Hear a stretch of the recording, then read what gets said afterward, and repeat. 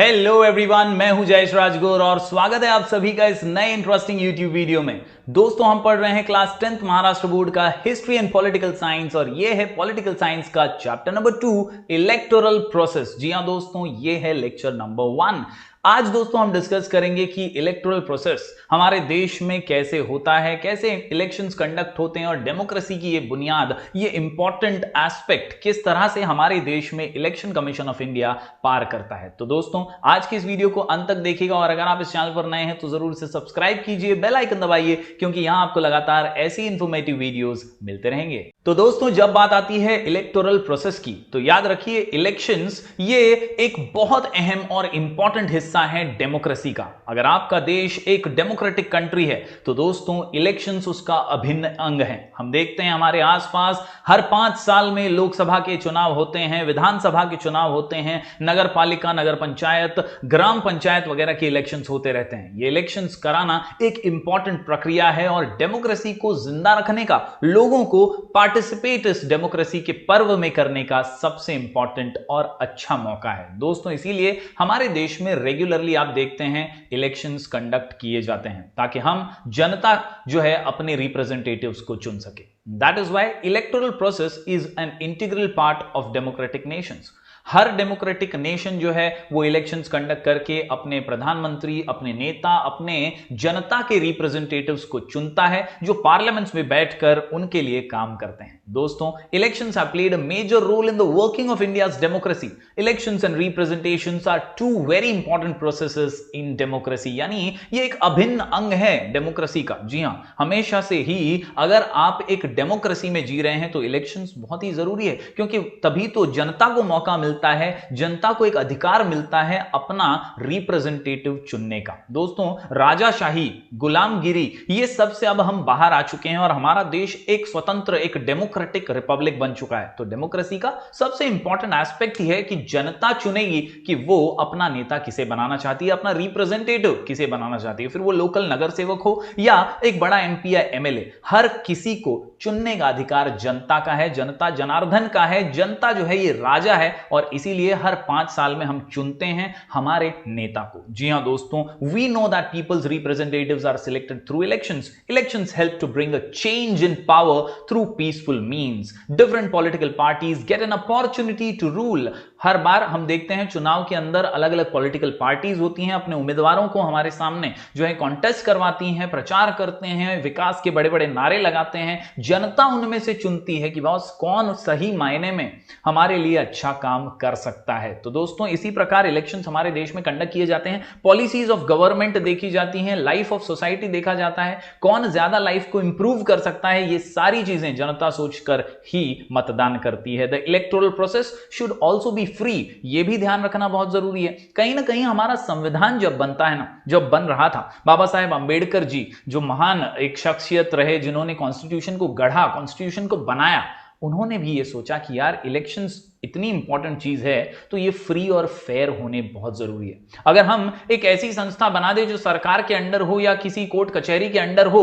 तो शायद elections true और फेयर नहीं हो पाएंगे। और इसीलिए दोस्तों, उन्होंने जब कॉन्स्टिट्यूशन बनाया तो कॉन्स्टिट्यूशनल बॉडी, एक इंडिपेंडेंट बॉडी बनाया, इलेक्शन कमीशन ऑफ इंडिया नाम का। जी हां दोस्तों, यही इलेक्शन कमीशन ऑफ इंडिया हमारे देश में इलेक्शंस कंडक्ट करने का काम करता है और ये स्वतंत्र है। ये जो ऑर्गेनाइजेशन है किसी के दबाव के अंडर काम नहीं करती, ये एक फ्री इंडिपेंडेंट बॉडी है, कॉन्स्टिट्यूशनल बॉडी है, ऑटोनॉमस बॉडी है जो कि इंडिपेंडेंटली इलेक्शंस कंडक्ट करने का काम करती है। किसी सरकार के दबाव में नहीं, किसी तंत्र के दबाव में नहीं, ये अपने खुद के हिसाब से, डेली टाइम टेबल के हिसाब से हर बार 5 साल में जहां पर भी इलेक्शन होने हैं वहां का टाइम टेबल डिक्लेयर करते हुए वहां अच्छे से ट्रू और फेयर मींस से इलेक्शंस हो इसका ध्यान रखती है। साथ ही साथ उसके रिजल्ट्स डिक्लेयर करती है, वोटर लिस्ट बनाती है और कई सारे काम करती है। और इसीलिए in this chapter we will understand the structure, functions and role of the election commission. We will also discuss the reforms required to be made in the electoral process. तो चलिए आज की इस वीडियो में जान लेते हैं कि भैया ये हमारी इलेक्शन कमीशन ऑफ इंडिया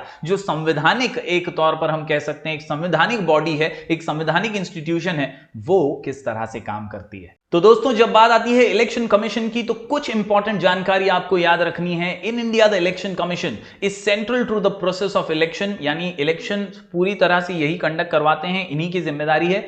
ये आर्टिकल 324 ऑफ इंडियन कॉन्स्टिट्यूशन के तहत बनाई गई इंस्टीट्यूशन है, बनाई गई बॉडी है। ये एक ऑटोनॉमस बॉडी यानी किसी के दबाव में ये काम नहीं करती, एक फ्री इंडिपेंडेंट बॉडी है which consist of 1 chief election commissioner and 2 other commissioners. यानी टोटल इस बॉडी के अंदर, इस इंस्टीट्यूशन के अंदर, इस इंडिपेंडेंट बॉडी ऑटोनॉमस बॉडी के अंदर 3 ही लोग काम करते हैं। एक चीफ इलेक्शन कमिश्नर होता है जो इलेक्शन कंडक्ट कराने में बहुत महत्वपूर्ण भूमिका निभाता है, और 2 अदर कमिश्नर्स होते हैं जो उसके अंडर काम करते हैं। दोस्तों इन्हें अपॉइंट करने का काम हमारे प्रेसिडेंट जी करते हैं। जी हां, the president appoints the election commissioners. The chief election commissioner cannot be removed from his post easily or on account of any political reasons, यानी इसे आप निकाल नहीं सकते, किसी दबाव में नहीं डाल सकते। ये एक ऐसी संस्था का अध्यक्ष है, चीफ है, जिसको आप दबाव में, प्रेशर में काम करने पर मजबूर नहीं कर सकते, और इसीलिए इनको निकालना बहुत ज्यादा मुश्किल प्रोसेस है। This is necessary so as to preserve the independence of election commission, वरना तो पार्टियां जो है उसको प्रेशराइज करेंगी, दबाव करेंगी और कोशिश करेंगी इन्फ्लुएंस करने का, ताकि उन्हीं की पार्टी जीतती रहे इलेक्शन।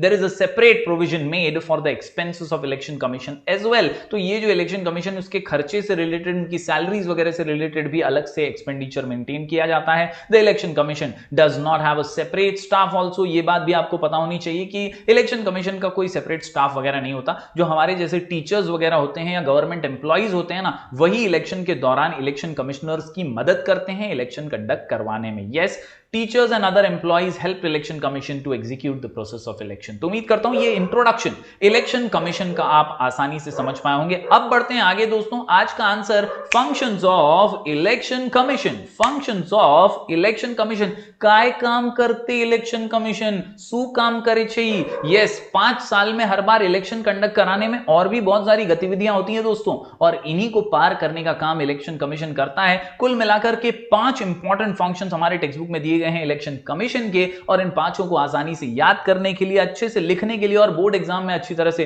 प्रेजेंट करने के लिए हमारा शॉर्ट कोड है paid GST. Paid GST, paid GST. जी हां दोस्तों, क्वेश्चन का नाम है functions of election commission, answer का नाम पेड जीएसटी। जहां पी से प्रिपेयर वोटर लिस्ट, यानी वोटर्स की लिस्ट बनाना, कौन वोट देने के लिए एलिजिबल है वो तय करना। इसके अलावा deciding the time table, give recognition to political parties. इसके अलावा स्क्रूटिनी ऑफ एप्लीकेशंस, और आखिर में टू रिजॉल्व डिस्प्यूट्स। तो ये 5 पॉइंट्स हैं, चलिए बारीकी से हर पॉइंट को समझ लेते हैं। तो दोस्तों यहां पर सबसे पहला पॉइंट निकल कर आता है पी से प्रिपेयर्स द वोटर लिस्ट, यानी मतदान करने के लिए कौन एलिजिबल है। आप तो जानते ही हैं दोस्तों, हमने पिछले कई चैप्टर्स में भी पढ़ा है कि 18 साल की उम्र जो है ये तय की गई है कि उसके ऊपर के जो भी हैं, 18 साल के जो भी हैं, वो एलिजिबल है वोट करने के लिए। लेकिन क्या सिर्फ इतना ही काफी है? नहीं, आपका नाम जो है वोटर्स लिस्ट में होना भी जरूरी है, और ये वोटर लिस्ट तैयार करने का काम इलेक्शन कमीशन ऑफ इंडिया करती है।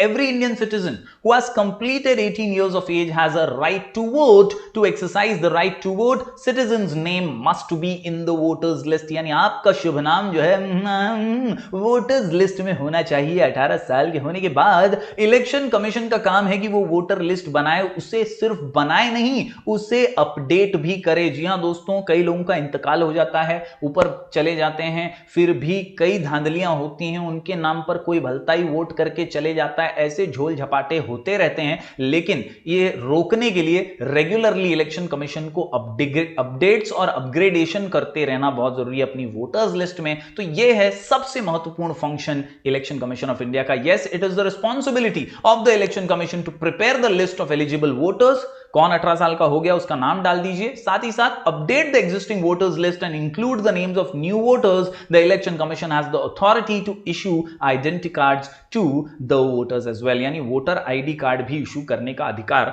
इलेक्शन कमीशन ऑफ इंडिया को है। तो यह है पहला फंक्शन पेड जीएसटी में पी से प्रिपेयर्स वोटर्स लिस्ट। बढ़ते हैं दोस्तों आगे अगले पॉइंट की ओर। तो अगला पॉइंट है decide the time table and programme of election. कधी इलेक्शन होणार, कधी रिजल्ट येणार। जी हां, कब डिसाइड होता है कि बॉस इलेक्शन होने वाला है? तो यूजुअली 5 साल का हमारे यहां पर टेन्योर है, उसके बाद इलेक्शन होना चाहिए, लेकिन इसका टाइम टेबल कौन डिसाइड करेगा? तो वो है इलेक्शन कमीशन ऑफ इंडिया जो डिसाइड करेगी इसका टाइम टेबल, साथ ही साथ रिजल्ट कब होगा, वोटिंग का डेट क्या होगा, ये सारी जो इंफॉर्मेशन है ये इलेक्शन कमीशन ऑफ इंडिया ही तय करती है। The conduct of elections is entirely the responsibility of election commission. The election commission decides when to conduct elections and in how many stages to hold elections in every state. यानी हर राज्य में, पूरे देश में कब इलेक्शंस लेना है, क्योंकि कई राज्य बहुत बड़े हैं तो वहां पर एक ही दिन में इलेक्शन नहीं है पॉसिबल, तो उन्हें 2-3 दिनों में, चरणों में लिया जाता है और फिर उसकी काउंटिंग वगैरह होकर के रिजल्ट डिक्लेयर होता है। तो पूरा ये तामझाम जो है इलेक्शन कमीशन ऑफ इंडिया पालती है, decide the time table and programme of the elections. ये भी है महत्वपूर्ण function election commission of India का। बढ़ते हैं दोस्तों आगे, पेड जीएसटी में अगला पॉइंट जी से, give recognition to political party. ऐसे ही मन किया खड़े हो गए चुनाव में, ऐसा नहीं ना होता है। Yes, your political party must be recognised by the election commission of India. कोई भी उठ करके पार्टी तो बना लेता है, लेकिन हर पार्टी को यह अधिकार नहीं है कि वो इलेक्शन लड़ सके। यस, आपके आसपास भी कई छोटे बड़े मंडल आपने देखे होंगे, लेकिन सबको इलेक्शन लड़ने का अधिकार नहीं है। जो रिकॉग्नाइज्ड है इलेक्शन कमीशन ऑफ इंडिया से, बस उसी को अधिकार होता है इलेक्शन में कॉन्टेस्ट करने का। We have multi party system in our country. बहुत सारी पार्टियां हैं, Aam Aadmi Party, Shivsena, BJP, Congress. We have an number of parties. Regional parties भी बहुत महत्वपूर्ण है, बहुत सारी रीजनल पार्टीज भी हैं। जी हां, तो अलग अलग पार्टी सिस्टम है हमारे यहां पे। New parties continue to be form, नई नई पार्टियां आती रहती हैं। Split in the parties result in the formation of new parties as well. यानी कई बार तो बड़ी एक पार्टी होती है, उसी में से टूट करके दूसरी पार्टी बन जाती है। ऑल पॉलिटिकल पार्टीज, कोई भी पार्टी हो ए या बी, सभी को दोस्तों रिकॉग्निशन हासिल करना कंपलसरी है। All political parties are required to be recognised by the election commission. तो इलेक्शन कमीशन ही उन्हें ठप्पा मार करके, सिंबल वगैरह दे करके कि भैया ये तुम्हारा चुनाव चिन्ह है, अब लड़ो इलेक्शन, तभी इलेक्शन के लिए वो एलिजिबल हो पाएंगे।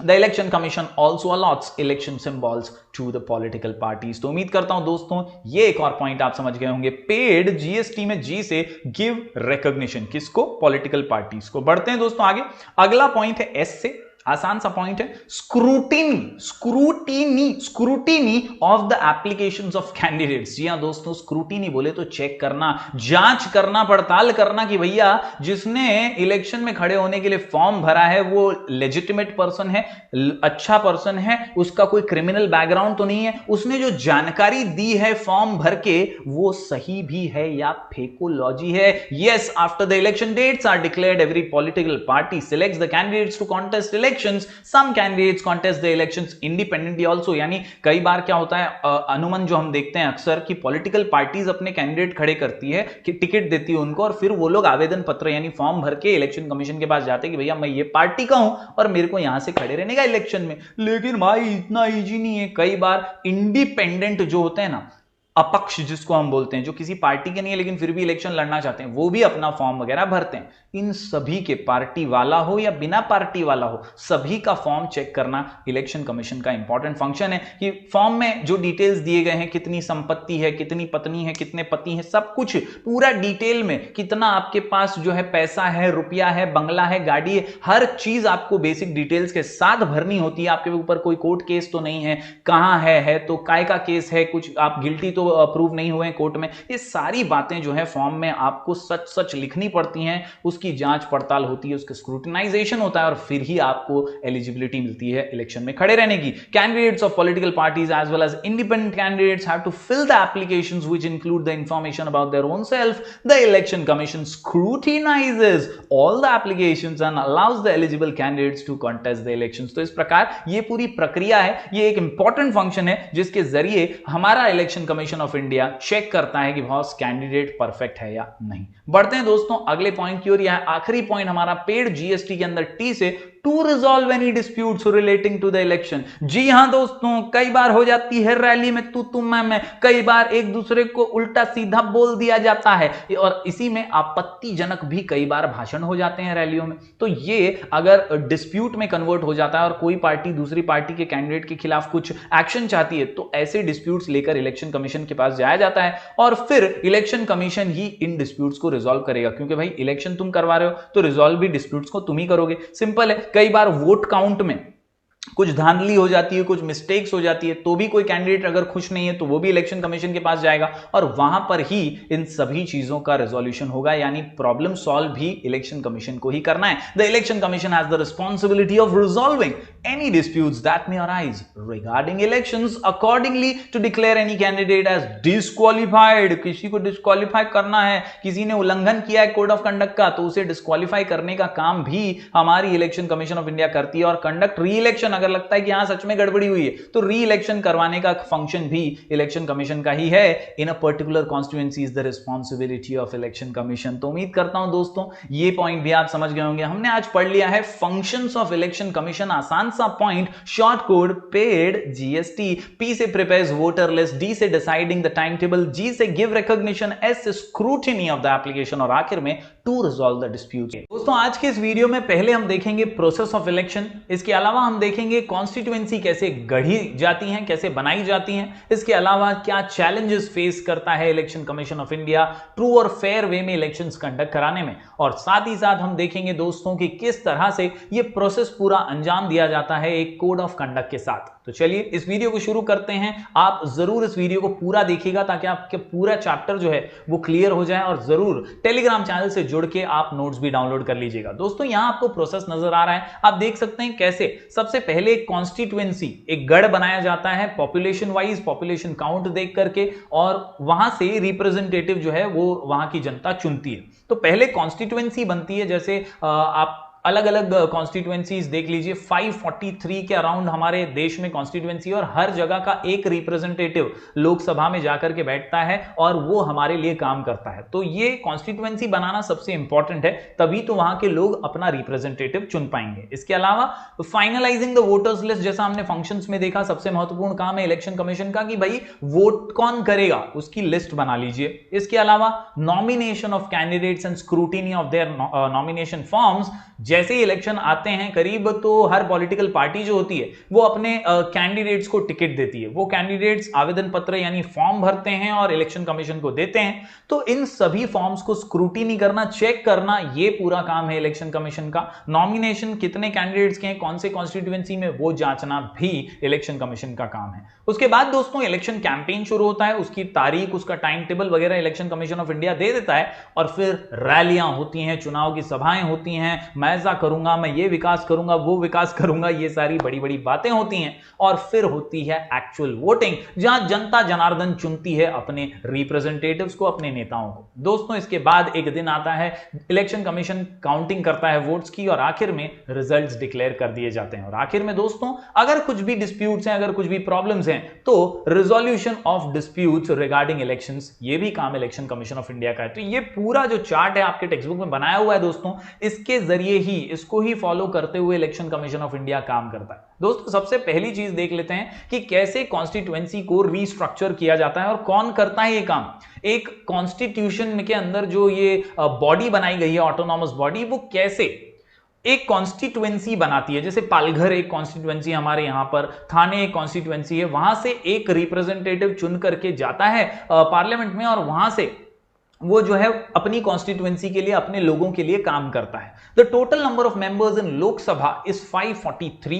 How are these numbers elected, कैसे इन 543 लोगों को चुना जाता है? तो हर मेंबर अपनी कॉन्स्टिट्यूएंसी का नेतृत्व करता है। Every member represents one constituency. It means there are 543 constituencies of Lok Sabha, 543 ये कॉन्स्टिट्यूएंसीज का आंकड़ा। Creating constituencies is the responsibility, underline कीजिएगा, delimitation commission of election commission, यानी जो हमारा इलेक्शन कमीशन ऑफ इंडिया है उसके अंदर एक कमिटी है, एक सेपरेट बॉडी बनाई गई है, डेलिमिटेशन कमीशन। ये जो है कॉन्स्टिट्यूएंसीज बनाने का काम करती है पॉपुलेशन के आधार पर। अगर किसी पर्टिकुलर जगह की पॉपुलेशन, आबादी ज्यादा है, तो उसकी 2 कॉन्स्टिट्यूएंसीज बनाना, ये भी काम इलेक्शन कमीशन ऑफ इंडिया का, ये डेलिमिटेशन जो कमीशन है यही करता है। The delimitation commission does not succumb to any pressure while restructuring any constituencies. तो ये पूरा का पूरा जो है बहुत सारे पैरामीटर्स को देख करके रीस्ट्रक्चर कॉन्स्टिट्यूएंसी को किया जाता है। दोस्तों इसके अलावा सबसे महत्वपूर्ण पॉइंट जो आपको आज याद रखना है वो है कोड ऑफ कंडक्ट। जी हां, कोड ऑफ कंडक्ट यानी कुछ आदर्श, कुछ रूल्स, उफ तुम्हारे उसूल, तुम्हारे आदर्श, ये बहुत जरूरी है समझना दोस्तों, क्योंकि पार्टियां जब चुनाव लड़ती हैं, कैंडिडेट्स जब चुनाव लड़ते हैं तो थोड़े से भावनाओं में बह जाते हैं, कहीं ना कहीं कुछ ऊंच नीच ना हो। रूल्स रेगुलेशंस इलेक्शन कमीशन पहले ही तय करके रखती है, इन रूल्स को सरकार भी नहीं तोड़ सकती। जी हां दोस्तों, गवर्नमेंट भी इन रूल्स को नहीं तोड़ सकती, ये बहुत ही स्ट्रिक्टली फॉलो किए जाते हैं to ensure free and fair elections, ताकि इलेक्शन अच्छे से हो पाए, फ्री एंड फेयर वे में हो पाए। Yes, Election Commission has adopted several measures. The Code of Conduct is one of the measures adopted by the Election Commission. In the last few decades, the Election Commission has used its power to control malpractices during election. कई धांधलियां तो होती हैं हमारे देश में, हमने देखा ही है, पैसों का काला बाजार होता है दोस्तों। इलेक्शन के टाइम पे पैसे देकर के वोट खरीदने की कोशिशें होती हैं, यहां से वहां बहुत झोल झपाटे होते हैं। इन सब को रोकना है तो माल प्रैक्टिसेस को स्टॉप करना पड़ेगा, और इसीलिए आचार संहिता कोड ऑफ कंडक्ट का पालन करना बहुत जरूरी है। The Code of Conduct explains the rules that are to be followed by the government, political parties and voters before elections and during elections.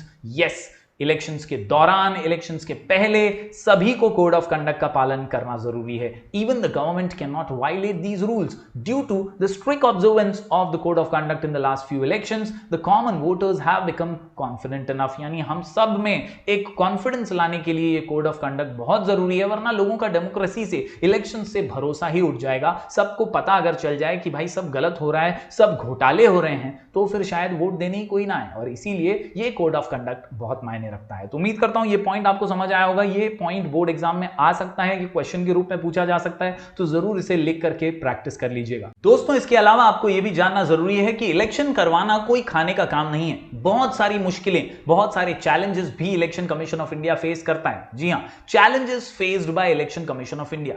सबसे पहला और बड़ा चैलेंज तो यह है कि पैसे का मिसयूज होता है, और इसे रोकना बहुत जरूरी है। और इसीलिए कई ऐसे प्रावधान, कई ऐसे प्रोविजन इलेक्शन कमीशन ने बनाए हैं। हर कैंडिडेट को एक पर्टिकुलर अमाउंट की ही छूट दी जाती है कि भैया आप इतना ही स्पेंड कर सकते हैं, आप इतना ही एक्सपेंस कर सकते हैं, इससे ज्यादा आप कर रहे हैं तो आपको सब कच्चा चिट्ठा हिसाब देना पड़ेगा। और ऐसे कई provisions election commission of India बनाता है। Misuse of money takes place to a great extent during elections. The election commission has to take several measures to stop such a misuse of money, यानी पैसे का दुरुपयोग, पैसे का गैर वापर जो है वो रोकने के लिए बहुत ज्यादा मशक्कत करनी पड़ती है हमारी इलेक्शन कमीशन को। इसके अलावा many political parties give election tickets to candidates with criminal background. जी हां, ये भी एक बहुत बड़ा प्रॉब्लम है। कई बार क्रिमिनल बैकग्राउंड वाला कोई गुंडा, कोई मवाली जो है, वोटर्स को धमकी बिमकी देके, कुछ आड़ी टेढ़ी बातें करके वोट देने के लिए धमका रहा है, मजबूर कर रहा है। ऐसी चीजें भी चैलेंज है डेमोक्रेसी के लिए, चैलेंज है इलेक्शन कमीशन ऑफ इंडिया के लिए। तो इसे भी रोकना बहुत जरूरी है, और इसमें पॉलिटिकल पार्टीज का सहयोग बहुत जरूरी है। उन्हें ऐसे लोगों को टिकट ही नहीं देना चाहिए, बिल्कुल नहीं देना चाहिए। This results not only in criminalisation of politics, but the election commission also faces problems in ensuring the elections are conducted in free environment. तो ये सपोर्ट के बिना नहीं हो सकता। पॉलिटिकल पार्टीज को भी जिम्मेदार बनना चाहिए, और ऐसे लोगों को इलेक्शन में खड़े होने के लिए टिकट देना ही नहीं चाहिए। साथ ही साथ दोस्तों, another major challenge is violence. कई बार हमने देखा है हमारे देश में दंगे हो जाते हैं इलेक्शंस के दौरान, या कई बार करवाए जाते हैं। तो ये चीजें ना हो, इसका भी ध्यान रखना बहुत जरूरी है। और इलेक्शन कमीशन ये एक बड़ा चैलेंज फेस करता है, वायलेंस का challenge during elections. The extent of violence has increased significantly during elections. कई बार देखा है, कई ऐसे इलाके हैं भारत के, छत्तीसगढ़ जैसे या महाराष्ट्र के कुछ इलाके जहां नक्सलवादी अटैक्स बहुत होते हैं, जम्मू कश्मीर जैसे इलाके जहां टेररिस्ट अटैक्स जहां बार बार होते हैं, ऐसे इलाकों में बिना वायलेंस के इलेक्शन कंडक्ट कराना एक बड़ा चैलेंज होता है। और इसके लिए पूरी फोर्स लगा दी जाती है। इलेक्शन कमीशन जी जान लगा करके ये कोशिश करती है कि बिना डर के वातावरण के, एक अच्छे वातावरण में, एक नॉन वायलेंट वे से, ट्रू और फेयर तरीके से इलेक्शन कंडक्ट कराए जाएं। To retain continuing influence on politics, ये भी एक बड़ा चैलेंज है। अपने पोते को, अपने बेटे को, अपने ससुर को, अपने चाचा को, मामा को, फूफा को टिकट दे करके इलेक्शन में खड़ा कर देते हैं। ये परिवारवाद जो है, इससे भी इलेक्शन कमीशन को प्रॉब्लम हो सकती है, और एक इन्फ्लुएंस क्रिएट होता है। एक ही पार्टी, एक ही घर, एक ही घराना हमेशा इलेक्शन जीतता रहता है, ये भी गलत है। To retain continuing influence on politics, leaders give election tickets to their own relatives, ये भी नहीं होना चाहिए। This practice creates a family monopoly in politics, यानी एक ही फैमिली सब कंट्रोल कर रही है, ऐसा हो जाता है, जो कि नहीं होना चाहिए। तो उम्मीद करता हूं ये सारे चैलेंजेस जो इलेक्शन कमीशन फेस करता है वो आप समझ पा रहे होंगे। इनको ओवरकम करके हर बार अच्छे से इलेक्शन हो, यही कोशिश इलेक्शन कमीशन ऑफ इंडिया की रहती है। दोस्तों आगे बात करते हैं इलेक्टोरल रिफॉर्म्स की। तो आप छोटा सा चित्र मैंने वहां पर दिया है, टेक्स्ट बुक में अच्छे से बड़ा सा दिया होगा, आप जरा ध्यान से देखिएगा।